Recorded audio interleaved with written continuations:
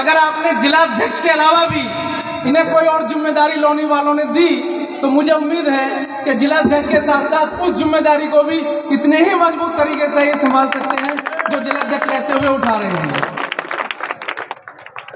आज जब हम बात करते हैं पार्टी विचारधारा और कैडर की, तो मैं आपको डॉक्टर साहब 2 मिनट फालतू ले,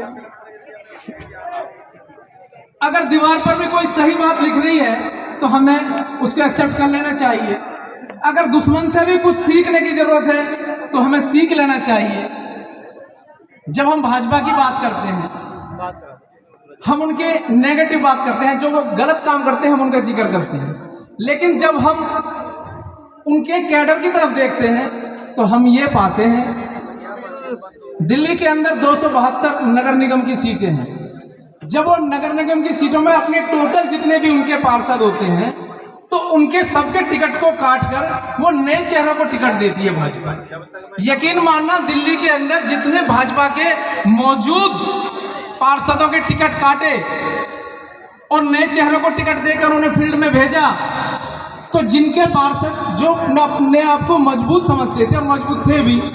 किसी की यह हिम्मत नहीं हुई कि भाजपा को जिससे टिकट हो गया है उसके सामने जाके हम अपनी दावेदारी कर दें और उसके सामने चुनाव का बिगुल बजा दें, क्योंकि उन्हें मालूम था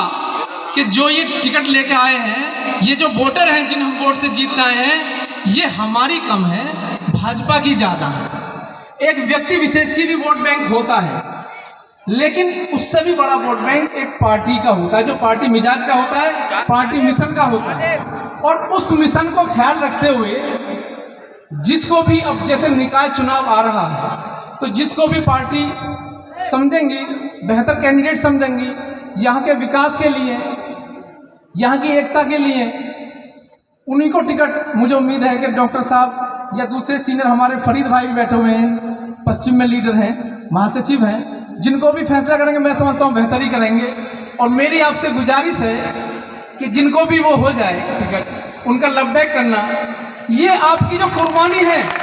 यही कुर्बानी ओवैसी साहब के मिशन को मजबूत करने वाली है। अगर मेरे भाई का टिकट ना हुआ और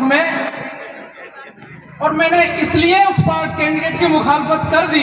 कि मेरे भाई का टिकट नहीं हुआ, मेरे चाचा का टिकट नहीं हुआ, मेरे पड़ोसी का टिकट नहीं हुआ, हम इस पार्टी को वोट नहीं देंगे, यही सबसे बड़ी मिशन को नुकसान पहुंचाने वाली बात होगी। अगर ओवैसी साहब से हम मोहब्बत करते हैं तो हमें कुछ कुर्बानियां देनी पड़ेंगी, और वो कुर्बानी हमारी इच्छाओं की कुर्बानी होगी, ताकि जिसको